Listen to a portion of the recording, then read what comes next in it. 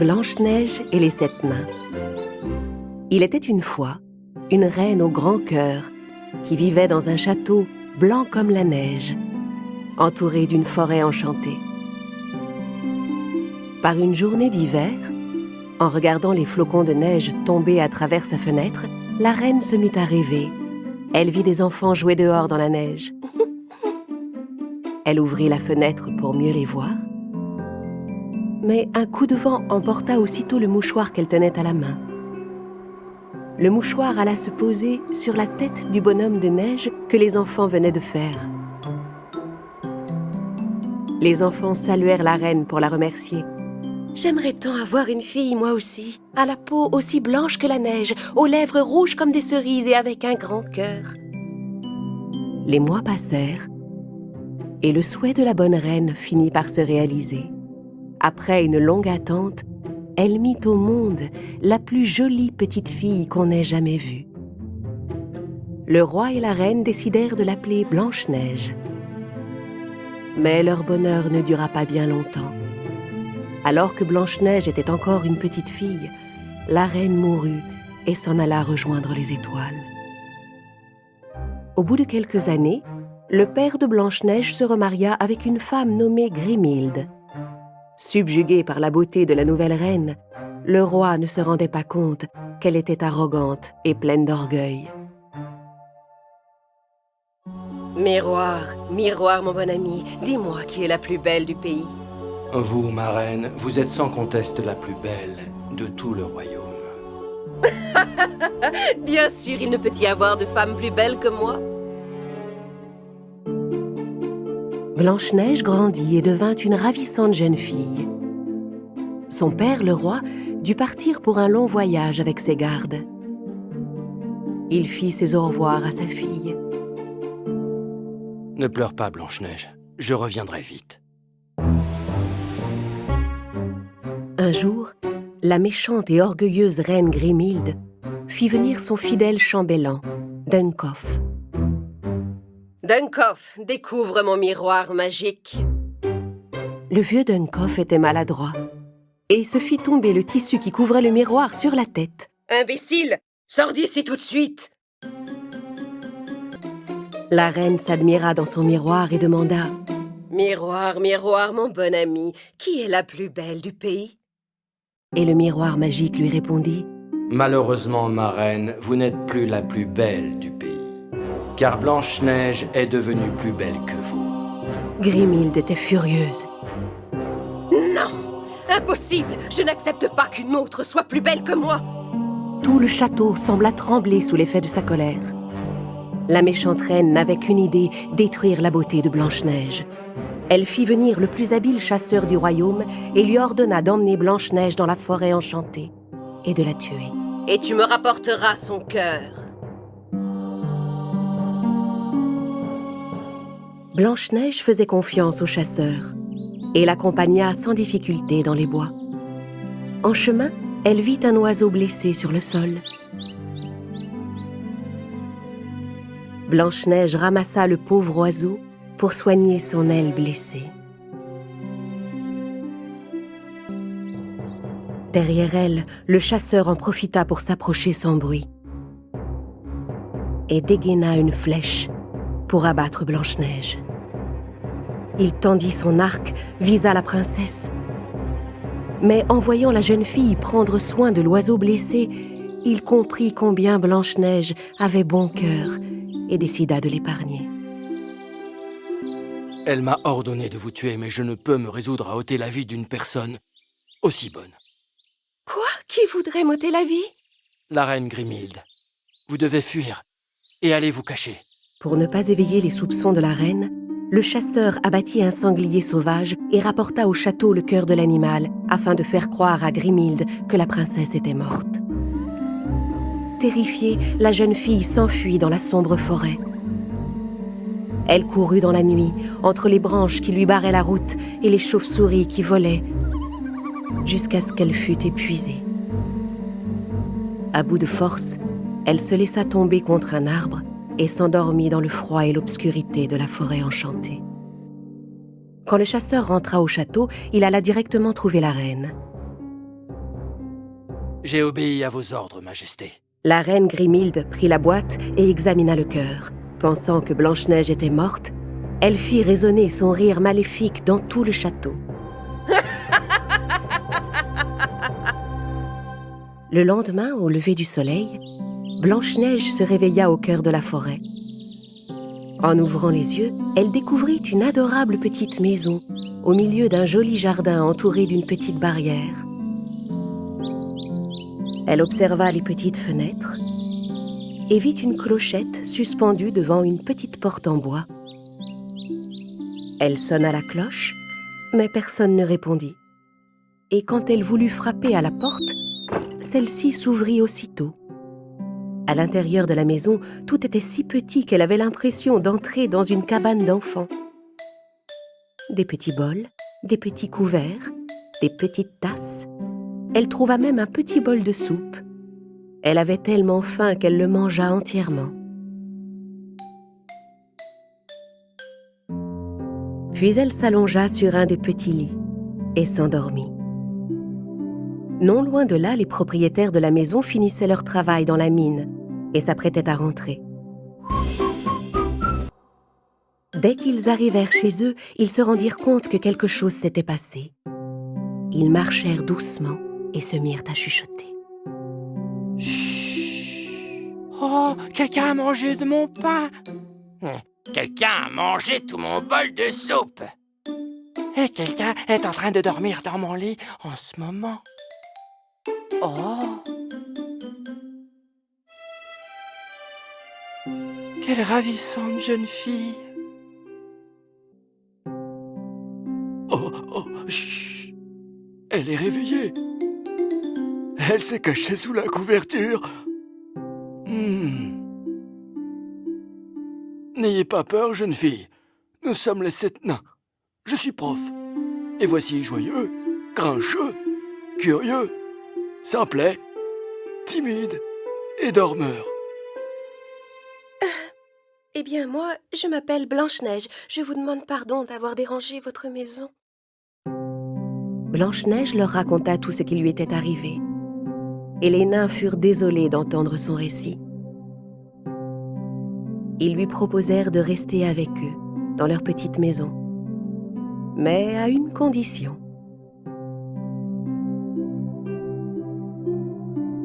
Nous adorons les chansons.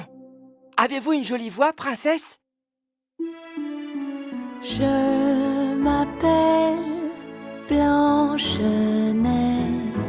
J'ai dû m'enfuir du château de mon père.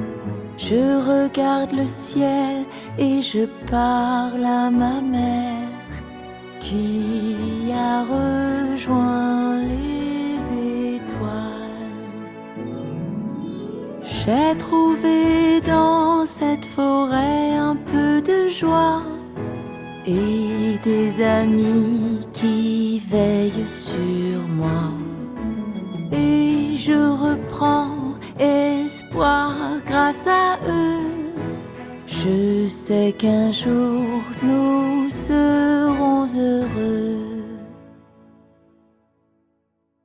Très loin de là, dans un autre pays, vivait un jeune et beau prince du nom de Charles. Il adorait s'asseoir dehors la nuit et contempler les étoiles, qui lui faisaient penser aux personnes qu'il aimait. Un soir, il aperçut le visage de Blanche-Neige dans le ciel étoilé et décida de partir à sa recherche. Une fée lui expliqua qu'elle était en danger et lui offrit un collier magique. Aussitôt, le prince Charles enfourcha son fidèle cheval et partit en galopant à la recherche du beau visage qu'il avait vu dans le ciel. Pendant ce temps, au château, la méchante Grimhilde alla à nouveau trouver son miroir magique.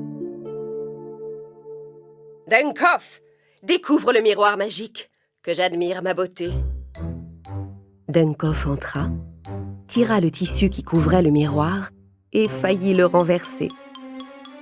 Il était tellement maladroit.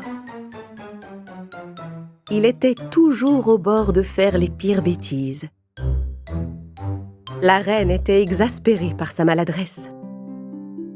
Quand Duncoff fut sorti, la reine Grimhilde demanda à son miroir de lui redire combien elle était belle. « Miroir, miroir, mon bon ami, qui est la plus belle du pays ?» Désolé, ma reine, mais Blanche-Neige qui vit avec les 7 nains est la plus belle du pays. Ah! Non! Comment est-ce possible? Je croyais que Blanche-Neige était morte. La reine réfléchit toute la nuit, cherchant un moyen de se débarrasser de Blanche-Neige pour de bon. Elle pensa que le meilleur moyen était de se déguiser et elle se transforma en un adorable petit lapin. Le lendemain matin, les nains allèrent travailler. L'un après l'autre, ils embrassèrent Blanche-Neige et partirent pour la mine. Mais ils la mirent en garde avant de la laisser seule à la maison. Surtout, princesse, n'ouvrez pas la porte à un inconnu, c'est trop dangereux. La forêt semblait paisible et Blanche-Neige commença à arroser les fleurs du jardin. La jeune fille vit passer un petit lapin qui marchait en boitant et qui semblait blessé. Elle le prit dans ses bras et le ramena dans la maison. Elle lui fit un bandage autour de sa patte blessée, puis le laissa se reposer au soleil sur son lit. Le lapin fit mine de s'endormir, mais dès que la jeune fille eut quitté la pièce, il rouvrit les yeux et regarda autour de lui. Puis il se mit à faire quelques bonds et reprit soudain la forme de la méchante reine Grimhilde. Tout se passait comme elle l'avait prévu. Elle versa des gouttes de poison sur l'oreiller, en espérant que Blanche-Neige viendrait s'endormir dessus et mourrait en le respirant. Après avoir bien travaillé dans le jardin, Blanche-Neige, fatiguée, décida de rentrer se reposer. Elle s'apprêtait à poser sa tête sur l'oreiller empoisonné. Bonsoir, Blanche-Neige, on est content de rentrer. Quand elle entendit les nains qui rentraient à la maison. La princesse alla leur ouvrir la porte et après un délicieux dîner, ils passèrent la soirée à danser. Puis Blanche-Neige s'endormit près de la cheminée. Grâce à cela, elle évita de dormir sur l'oreiller empoisonné. Quand la reine rentra au château, Duncoff s'était endormi en montant la garde devant sa porte. Convaincue que son plan avait réussi, elle alla voir son miroir magique. « Miroir, miroir, mon bon ami, qui est la plus belle du pays ?» Ma chère reine, Blanche-Neige qui vit avec les 7 nains est toujours plus belle que vous.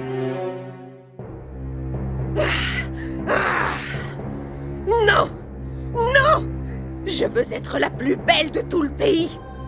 Je dois me débarrasser de Blanche-Neige! Quelques jours plus tard, tandis que les nains travaillaient à la mine, Blanche-Neige recousait pour eux quelques vêtements abîmés. Soudain, elle entendit frapper à la porte. On frappa 3 fois. Blanche-Neige regarda par le judas pour voir qui c'était et vit une vieille femme qui portait un panier de pommes.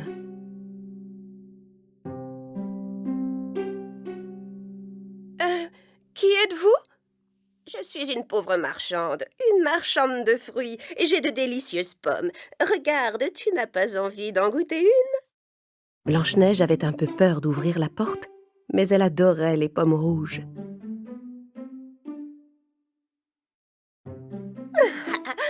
Tiens, voilà pour toi. Régale-toi, ma ravissante enfant, je te l'offre. Blanche-Neige prit la pomme que lui offrait la vieille femme et mordit dedans. Mais la pomme était empoisonnée. La jeune fille s'effondra sur le sol avant d'avoir pu appeler à l'aide.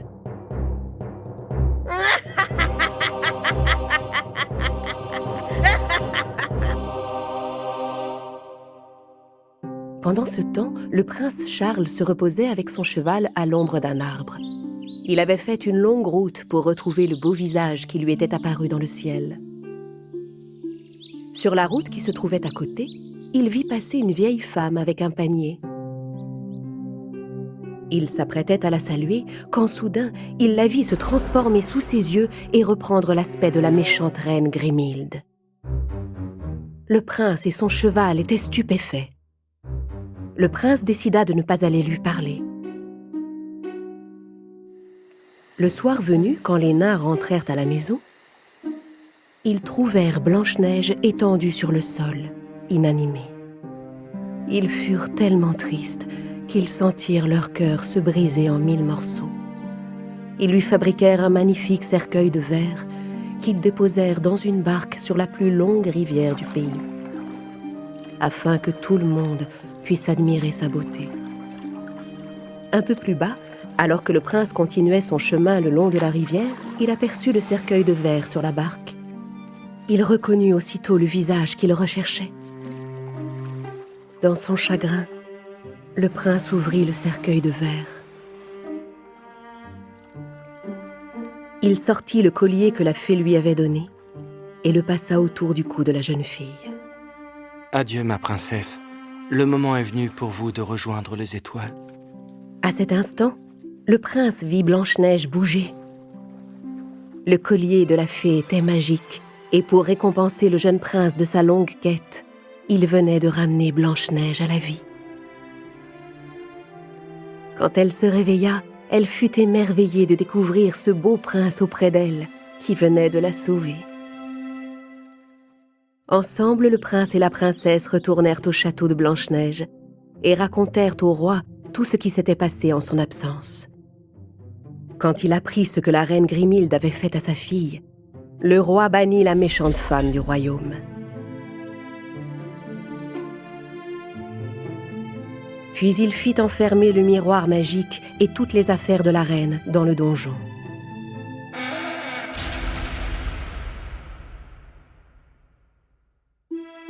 Au bout de quelque temps, Blanche-Neige et le prince, qui étaient tombés amoureux, décidèrent de se marier. Ils firent une superbe fête au château où tous les nains furent invités et vécurent heureux pour toujours. Oh, bravo! Vive les mariés! Bravo!